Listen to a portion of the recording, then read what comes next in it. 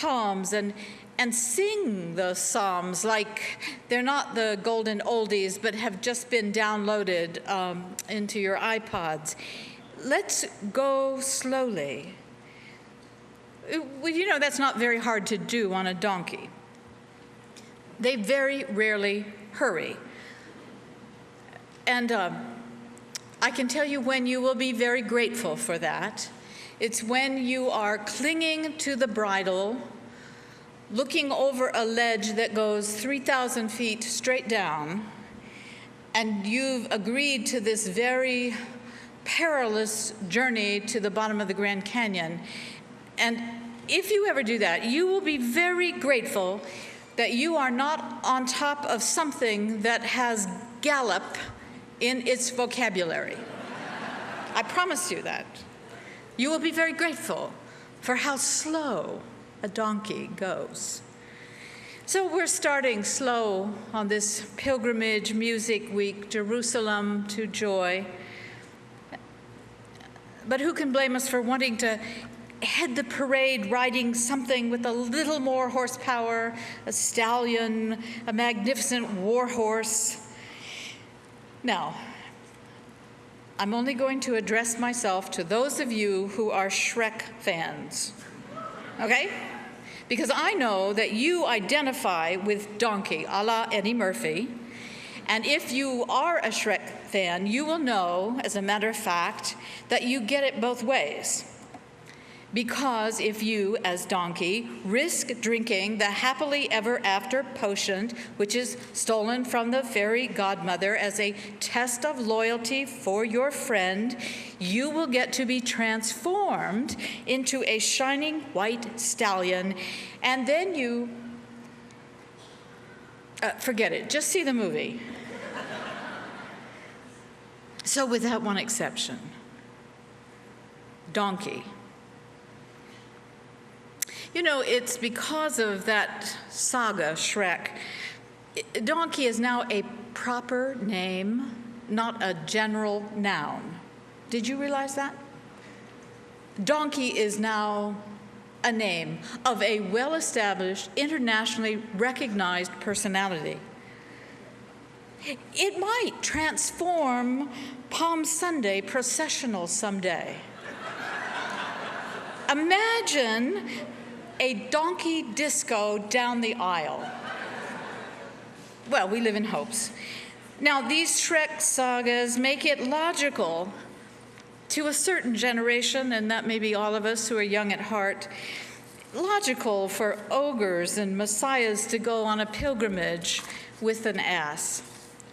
Now, before you get started, I want you to know that that is the correct term if you are speaking about the species that we now call donkeys. The word donkey is one of the most obscure in English language. In other words, we do not know where it came from. Its origins are very undocumented. And until recently, the standard term for this four-footed creature was, you want to say it with me? Ass. That was what it was called. That is what is in some biblical texts even yet. But in the late 18th century, the word donkey began to replace that word. Most certainly, it says, God bless Wikipedia, to avoid confusion with the word arse, which, due to sound changes that had affected the language, had come to be pronounced the same way. So in order to reserve the distinction between the word arse and, okay, let's stop here. Trust me, we don't want to go any further. So it's donkey that joins this parade, this pilgrimage, this journey right into the heart of the storm. A donkey making his way slowly, sure-footedly carrying Jesus, meek and wild, into harm's way, into the chaos, into the living Word of God. It's not the first time, by the way. You remember the long trip to Bethlehem, the frantic escape to Egypt. Donkey. Carrying the weight of the gospel into tough places. Joy may be waiting, but first we have to get into Jerusalem. You know, it might interest you to know, and I have it on the best authority, that donkeys aren't stubborn. That's not a political statement either. Donkeys aren't stubborn. People who are trainers assure me that what it is that they have a highly developed sense of self-preservation. Okay?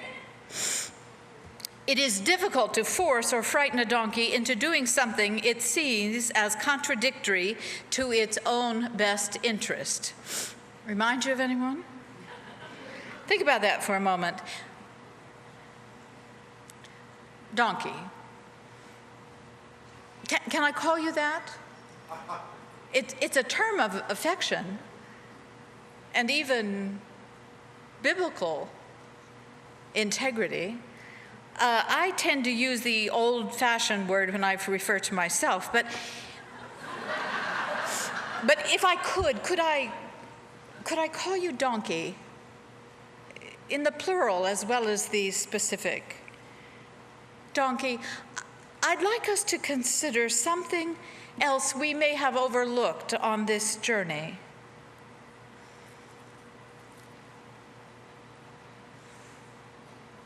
So, what have we got here? Palms. And you've probably heard 100 sermons on this green leafy stuff. And you know that humans used date palms before we got civilized, 5,000 or 6,000 years ago. And you can eat this stuff, date palms, and feed it to your camel. You can make furniture out of it. You can make clothes out of it. And it can even be, in the right hands, the Mid-Eastern version of white lightning. Did you know that? Palms. It can be medicine. And that's how it was used for thousands of years. But I bet you didn't know that palms provide the preferred treatment for hemorrhoids. I bet that's news. It's from all the camel riding, I think, or maybe donkeys. I'm not sure. So, you'll also remember that Romans used palms to decorate the sports stars of their day and to celebrate winning wars as well as games. You remember that, because it's winning that counts when it comes to palms. But for those that were not the winners, and in this case the Jews, that's not what palms meant. Palms meant peace and prosperity. For the Jews, this was the tangible expression of the tree of life in mystical Judaism, in the Kabbalah. It is that green that signifies life that is like God's. So, to us, however, apart from our yearly waving of this in our sanctuary, basically the palm reminds us as well of that stereotypic tropical island paradise where we may someday retire, unless, of course, you've watched Survivor. And then palm branches mean something else.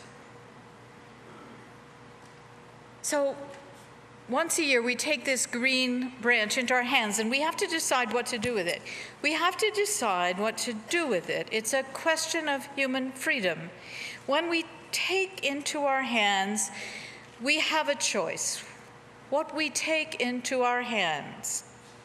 We can either take it into our hearts or we can grasp it